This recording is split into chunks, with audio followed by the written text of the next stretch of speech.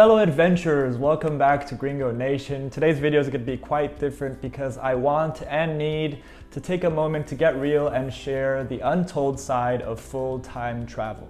This video is going to be honest and personal. I'll give you an update on what's been going on, and then we're going to talk about the future of Gringo Nation. So grab your beverage of choice, get cozy, and let's dive right in. First off, I'm back home here in São Paulo, Brazil, at my parents' place. For those of you that don't know, I was born here, and I also spent 15 years of my life here. And that was before I started traveling quite late at the age of 29. And that was in 2014 when I moved from Brazil to Australia, but this channel only started in 2020. So on the one hand, I think it was pretty awesome because I got to enjoy those travels to the fullest and really live in the moment. But on the other hand, I lost many opportunities to make videos and content for what would be Gringo Nation years later. Not only that, but as the years passed, YouTube also became a much more competitive space. When I started the channel, I was already a 6-year seasoned traveler, but I had to start from scratch and build up some digital authority on the subject. I knew it would be difficult, but since I was up for the challenge, I found myself a job teaching English online. I was only making around $1,200 at the time, and I set off on a digital nomad journey to show you as much of the world as I could. And then fast-breaking developments in the coronavirus emergency in the US and around the world.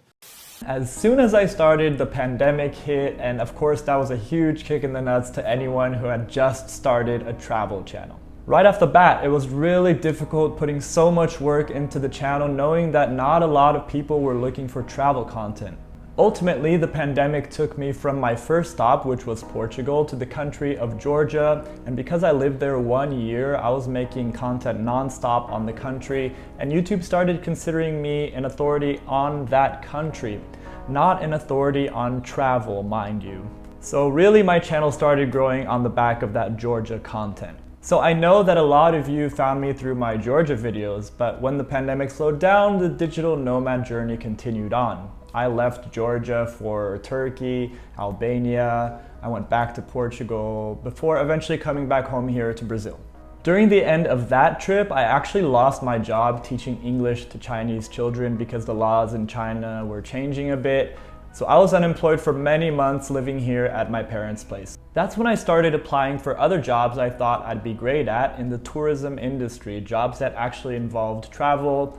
And although I did come very close to getting some, nothing happened at the time. So in 2022, I figured I'd just get another job teaching English online and start the digital nomad journey all over again. After all, there were videos to be made. The only problem, I was only making around $900 a month. And that's counting the $80 I make with YouTube every month. The plan was to start in Peru and travel north all the way up to Mexico. And that ended up being simultaneously the stupidest and bravest trip that I've ever done. I'm an extremely savvy budget traveler, but doing what I did on that budget was pretty much impossible. Of course, it would have been much easier if I was able to stay at hostels, but because I needed to teach English, I was stuck paying hefty Airbnb fees every single month.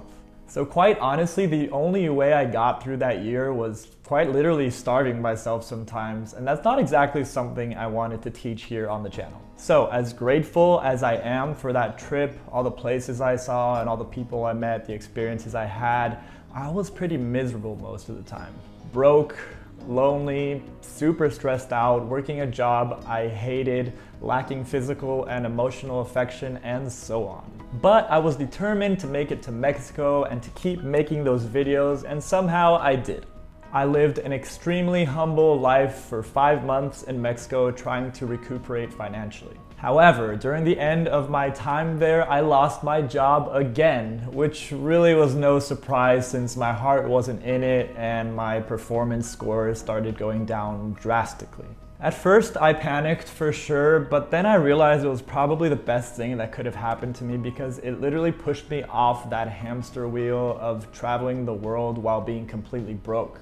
Not to mention working a job I hated and being generally unhappy. So after a quick stop in one of my favorite cities, Cuenca in Ecuador, I made it back home here to Brazil, and here we are. And as amazing as it's been catching up with old friends and family, it's also quite hard, you know. I'm gonna be 39 years old in June.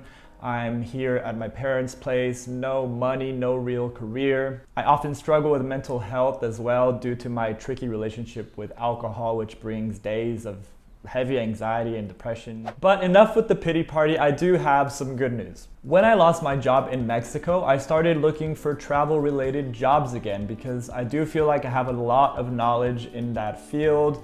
After all, it has become my area of expertise in the last decade. And after a long round of interviews, I was hired by a summer camp in the US to take teens on international travels. And while I am super excited about it, I'm also a bit apprehensive, which I guess is normal because it's something completely new to me.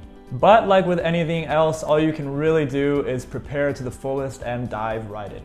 Unfortunately, it is a temporary role which ends in August, but hopefully I can go back and do it again next year, and those trips are going to give me the experience needed to find other jobs in the industry.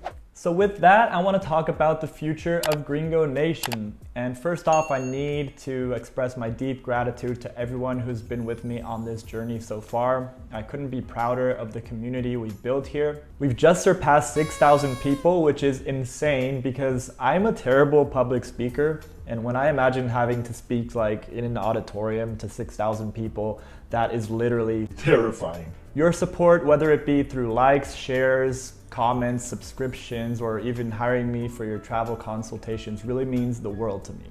And a very special shout out to all my channel members and people who have made donations over the years. Nikki, Richie, Oliver, Rob, Natalie, and everyone else, thank you so much for your unwavering support. So, considering all the changes that are happening in my life, it's only natural that this channel changes with me, right? I want to mention that the YouTube algorithm is a difficult beast to conquer, and because my channel has grown on videos about the countries of Georgia and Ecuador, usually people that subscribe want to see more content on those countries. But the reality is that's not going to happen anytime soon.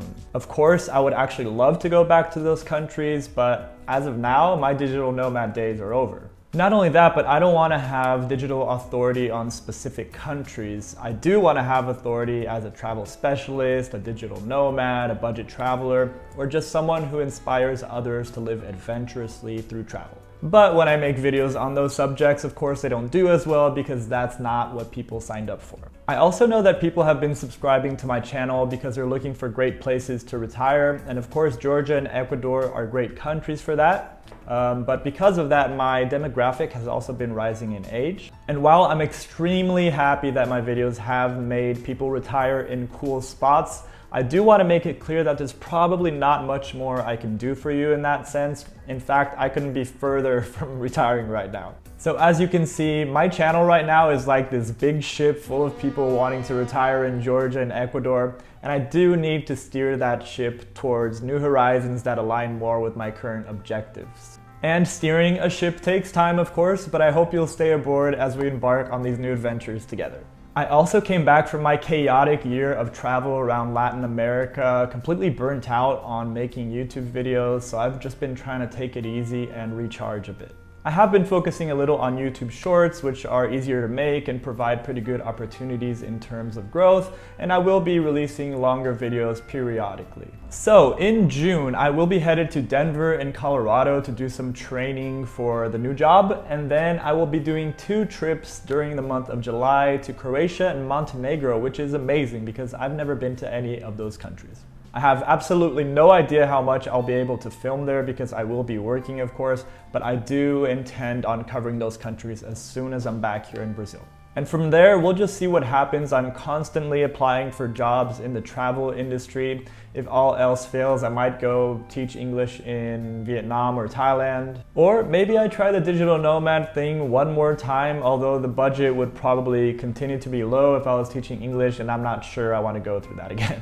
All that said, I really hope this video doesn't put anyone off from full-time traveling. I think that despite its many challenges, it's an incredible lifestyle when you have the funds to do it right. However, many people do grow sick of it with time, especially if you have a day job and you're creating content on the side. But if it's within your means, I say give it a go for sure. I think everyone needs to find their own balance in life. And that's what I'm after as well. Travel will always be a huge part of my life, but right now I just need to find a way to do it without it affecting my general well-being. Life is full of surprises, and I'm always open to embracing whatever comes my way and living as adventurously as possible. I hope that we'll continue to inspire each other to live life to the fullest. If you want an honest, down-to-earth look at what digital nomad life is really like, I recommend you check out this video from my time in Albania, and I'll see you over there in 3, 2, 1.